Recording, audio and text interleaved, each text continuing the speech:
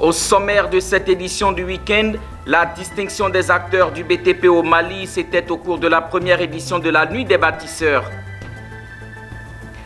Dans ce journal, précisément dans l'actualité ivoirienne, nous parlerons de la distinction des agents de l'entreprise Prestimes qui ont reçu des médailles d'argent et de vermeil en guise de récompense pour leur service.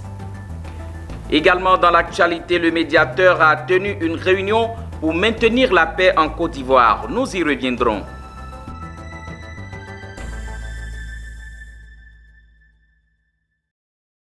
Bienvenue à vous qui nous rejoignez pour le journal. À Bamako, au Mali, malgré la situation politique difficile, les ouvrages et les infrastructures continuent de sortir de terre.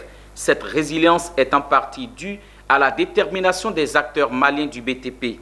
Récemment, ces acteurs ont été distingués au cours de la première édition de la Nuit du bâtisseur. Les temps forts de cette cérémonie avec notre correspondant, Laïdia Kité. La Nuit du bâtisseur, le dîner gala de remise des trophées Kiwara de la construction.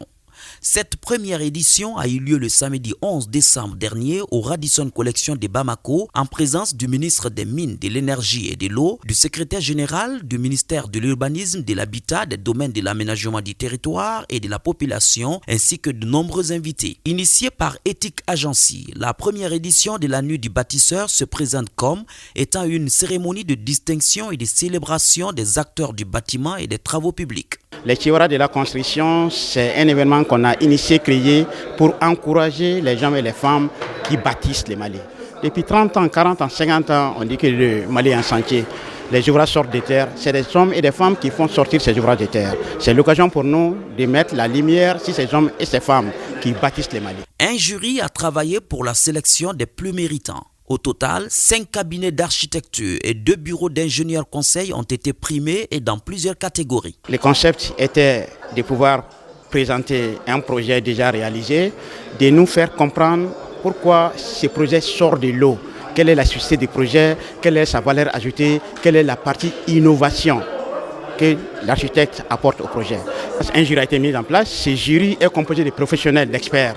C'est-à-dire qu'il y a des représentants des autres professionnels, l'ordre des architectes du Mali, l'ordre des ingénieurs conseils du Mali, l'ordre des géomètres experts, l'école nationale d'ingénieurs et puis les départements de l'urbanisme qui a piloté toute la partie jury. Les différentes catégories et sous-catégories étaient la catégorie bâtiment industriel, la catégorie restauration du patrimoine, la catégorie programme immobilier, la catégorie construction immeuble commercial, la catégorie solutions techniques et la catégorie construction logement individuel.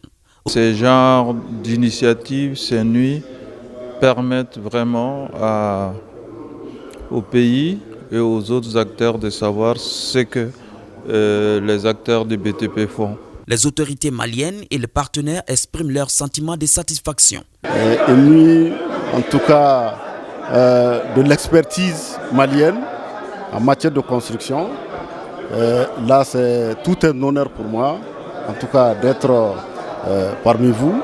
Je me réjouis du prix reçu par la Société malienne de patrimoine de l'eau potable à travers le projet Kabbalah, qui est quand même un projet structurant et un projet de référence en Afrique de l'Ouest. L'objectif général de cette initiative consiste à célébrer l'excellence et le mérite de tous les acteurs du BTP. La soirée a été animée par l'artiste Mbouye Kouyaté. Vivement la 2e édition de la Nuit du bâtisseur. Pourquoi concilier sport et éducation en changement de mentalité? C'est le thème de la conférence de presse animée par le coordinateur général de l'International Youth Fellowship. Objectif, démontrer l'importance du sport et de l'éducation dans l'éveil de conscience de la jeunesse et de la population. Suivons le reportage de Kone Nanorgo et Doumbia Ayouba. Pasteur Lijan, coordinateur régional de AYF, International Youth Fellowship, est face à la presse ce mercredi dans les locaux de l'organisation à Cocody Angré. Il intervient sur le thème « Pourquoi concilier sport et éducation en changement de mentalité ?» Créer des occupations saines pour la jeunesse pour éviter qu'elle ne tombe dans la débauche. C'est l'objectif recherché par AYF et Coconut. Ces organisations entendent mener le combat du changement de mentalité à travers le sport et l'éducation. Un programme d'enseignement sur le changement de mentalité qui prend en compte les prisons. Car, selon Jean-Ly, une mentalité saine développe en nous un leadership fort. Spécialement aujourd'hui, à travers cette conférence de presse, il y a beaucoup de jeunes qui tombent dans le vol, dans les drogues, dans la débauche, partout. On doit aussi créer des centres de sport. Beaucoup de jeunes, ils ont beaucoup d'énergie. On doit aussi chercher de la place. Ils peuvent aussi investir toute leur énergie aussi. On va aussi créer des centres de sport avec des trophées de le maire, trophées de ministres, trophées de préfets. On crée des centres de sport. En même temps, deuxième côté, on a aussi créé des centres le coût de changement de mentalité. Avec ça, celui qui en faisant des sports, en même temps, s'ils ont appris le coût de changement de mentalité, leur cœur, ça va bien grandir. Ce natif de la Corée du Sud s'est appuyé sur l'exemple de son pays pour expliquer l'importance du changement de mentalité et de la puissance de la pensée positive. Ce pays autrefois ruiné a su se relever pour être aujourd'hui le premier constructeur naval et 11e pays mondial en termes de produits intérieurs bruts. Ce programme basé sur le sport et l'éducation permettra de réveiller le leadership des jeunes. On veut utiliser ce moyen pour pouvoir insérer la bonne mentalité aux jeunes. Le constat qu'on fait, c'est que les jeunes aujourd'hui, ils ont des rêves. Mais il suffit qu'ils rencontrent une difficulté, tout ce rêve-là s'écroule. Et donc, ils ont toujours un cœur qui veut abandonner parce qu'ils rencontrent des difficultés. Et nous, qu'est-ce qu'on a fait? Qu'est-ce qu'on veut faire? À travers ce sport, on veut leur inculquer une mentalité qui est forte pour pouvoir défier n'importe quelle situation, pour qu'ils soient des exemples, des leaders de demain, pour qu'eux aussi ils puissent attirer d'autres personnes. AYF et Coconut prévoient la création de centres de sport et de formation sur les changements de mentalité et la mise en place de programmes académiques spéciaux. Une manière de créer des jeunes leaders influents afin qu'ils impactent positivement la société. 15 années durant au service des populations, ce n'est pas rien. Encore moins 25 ans. 2 médailles de vermeil et 17 médailles d'argent. C'est ce que les membres de Prestimex, entreprise de travail temporaire généraliste, ont reçu. Une récompense reçue des mains de leurs responsables à l'occasion d'une cérémonie de distinction déroulée dans une ambiance bon enfant. Zénab Dosso. L'entreprise tout entière vous témoigne toute sa gratitude. Et je vous félicite au nom du président du conseil d'administration. Union, discipline, travail. C'est au nom de la devise de la Côte d'Ivoire que les membres de l'entreprise Prestimex, entreprise de travail temporaire généraliste, ont été récompensés.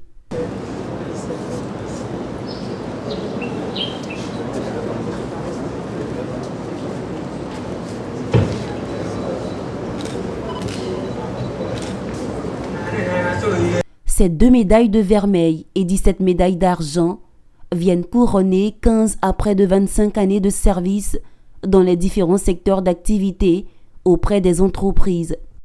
Ça montre que vraiment qu'il y a beaucoup d'intention pour nous les travailleurs. 24 heures de service, ce n'est pas petit aujourd'hui. Si aujourd'hui on a une médaille d'argent, vraiment je dis merci, je suis très content. Je suis venu avec mes parents, vraiment tout le monde est fier et je suis très content.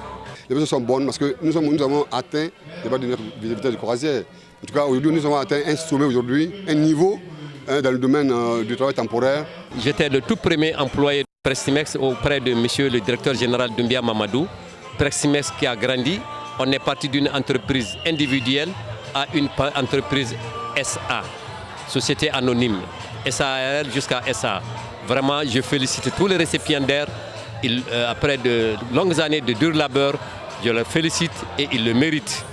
Au-delà de la récompense de leurs membres, les responsables de l'entreprise Prestimex sont visiblement heureux après 25 années de service en Côte d'Ivoire, d'où l'intérêt de cette cérémonie honorifique, source de motivation.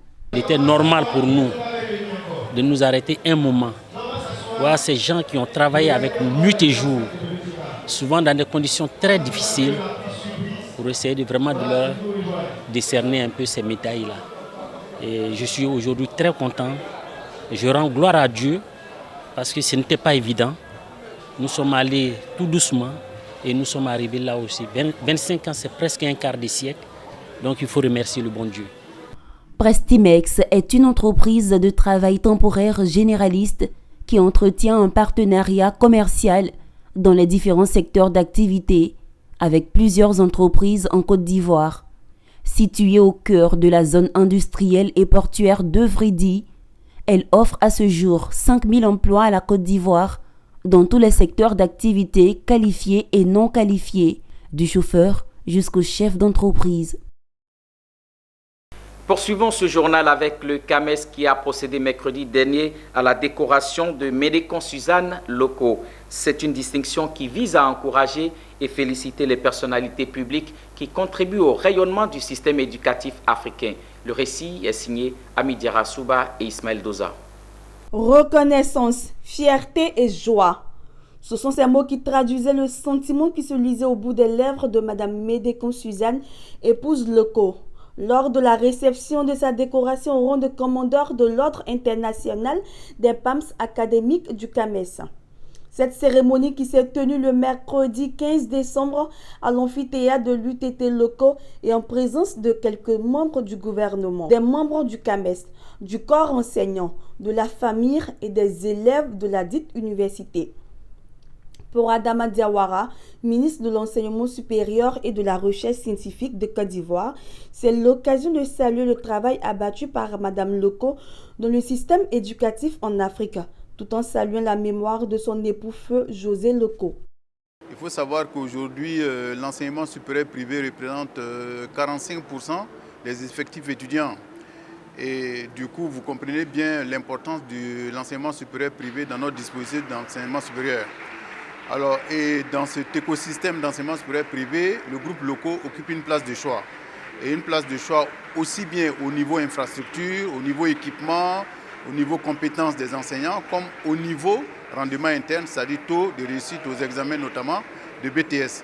Donc vous comprenez que c'est un juste retour des choses que l'OIPA CAMES célèbre, décore donc Madame Loko à la suite de la décoration reçue d'ailleurs par son défunt mari à titre posthume.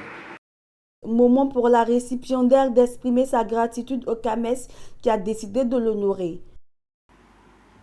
Quel honneur pour moi de recevoir ici la distinction de commandeur dans l'Ordre international des palmes académiques du Conseil africain et malgache de l'enseignement supérieur.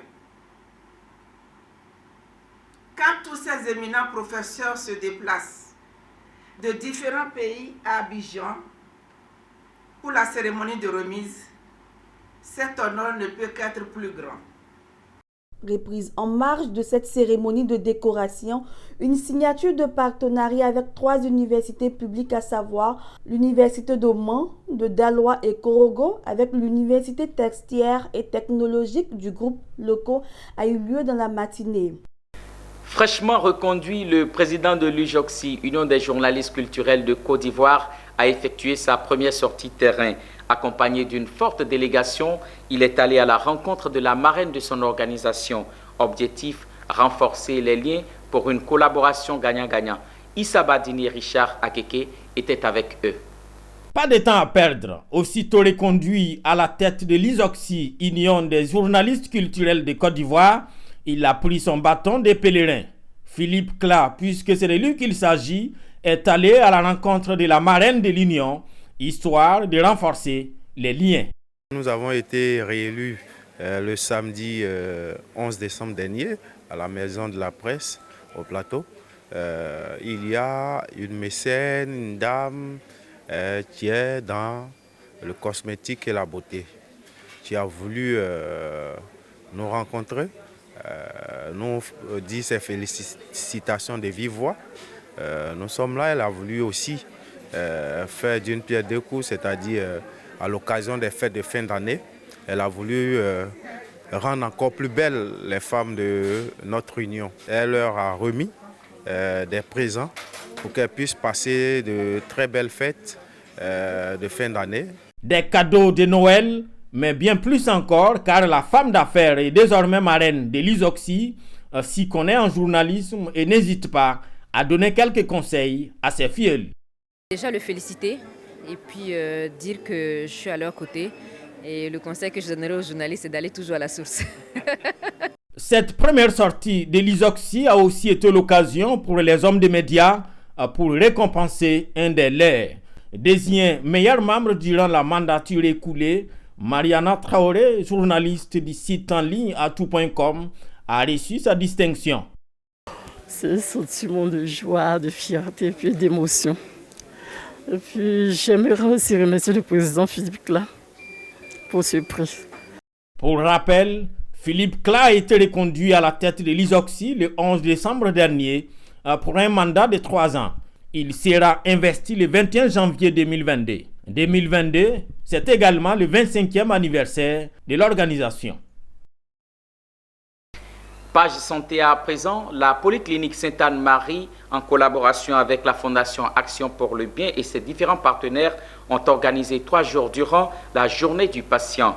Les objectifs de cette journée étaient de créer la confiance entre le patient et son hôpital et aussi faire des dépistages gratuits en vue de venir en aide aux personnes souffrant de certaines maladies.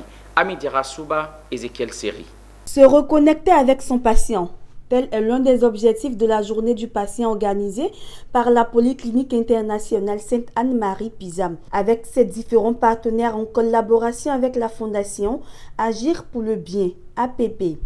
Cette journée, qui est à sa 2e édition, se tient sur 3 jours et verra la participation de près de 3000 personnes qui feront des dépistages précoces et des consultations gratuites. Ce sont des actions sociales que la PISAM et ses partenaires entendent pérenniser. Donc là, nous sommes aux 2e édition de la journée du patient. L'année dernière, nous avons organisé la journée du patient, la première édition, qui était un véritable succès. Et donc la 2e édition est aussi un succès. Vous voyez, il y a du monde dehors sous les bâches qui attendent pour faire des consultations gratuites, pour faire des examens de laboratoire gratuits aussi et pour visiter la nouvelle PISAM. Ben écoutez, vous savez, la PISAM fait partie de notre patrimoine national, hein, on pourrait dire. Hein. C'est vraiment un joyau national et il est important de pouvoir reconnecter avec nos patients. Et donc, nous avons décidé l'année dernière de faire ces journées-là pour reconnecter avec les patients et surtout rétablir la confiance entre le patient et son médecin. Hein, parce que vraiment, je veux dire, la prévention, c'est la clé dans la prise en charge médicale. Donc, c'est pour ça qu'on veut faire en sorte que les patients viennent voir leur médecin de façon spontanée.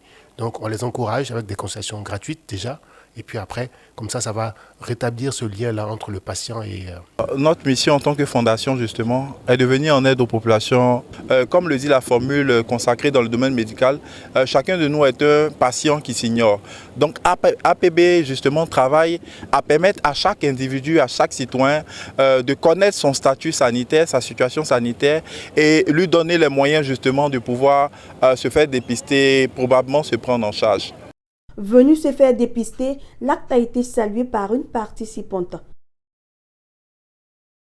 Une paix relative règne en Côte d'Ivoire depuis quelques mois à la grande satisfaction des populations.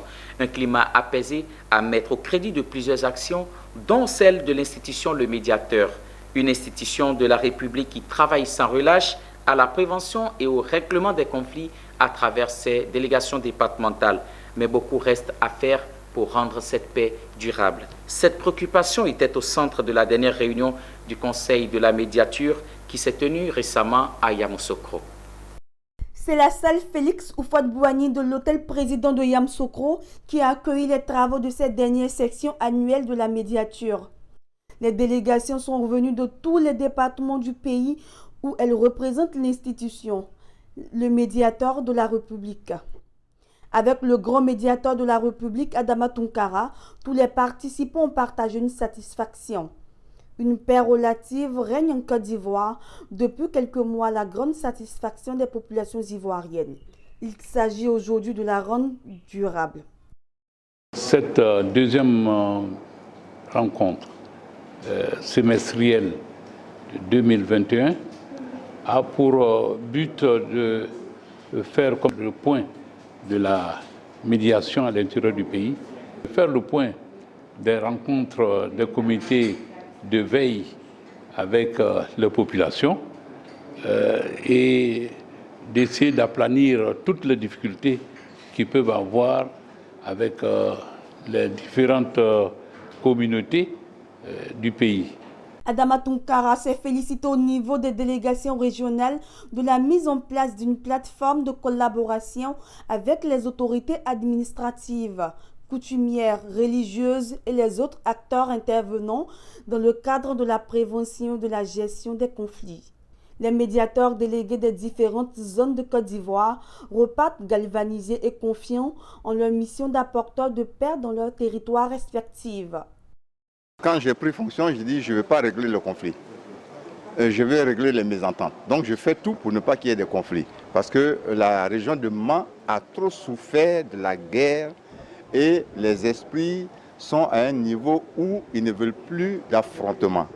À Daloa, la particularité, c'est d'abord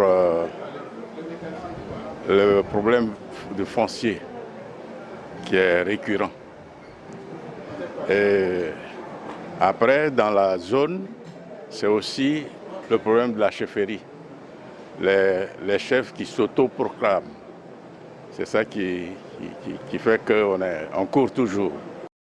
Afin de poursuivre les efforts de la performance, cette fénière réunion en 2021 du Conseil de médiation a également examiné les dossiers complexes collectés au siège de l'institution et dans les délégations régionales.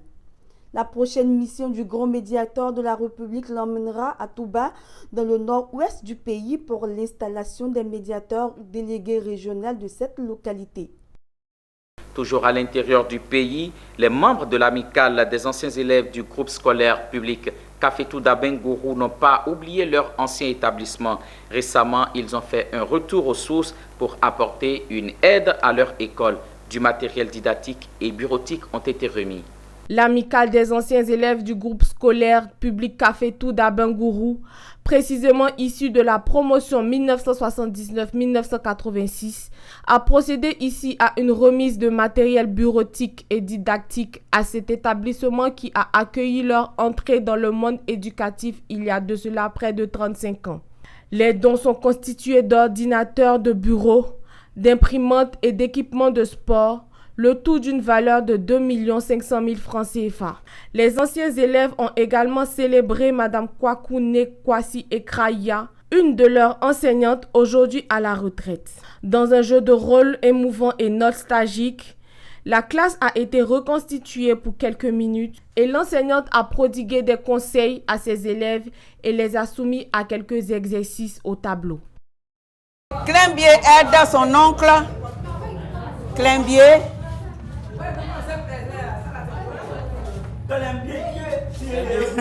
aide son oncle. Toutoupo Sanou Claude Nasser. Kaba Aminata. Kone Makoko. Achi Denis. Il est où? Achi Denis. Je suis très heureuse. Très. Et je ne sais comment m'exprimer.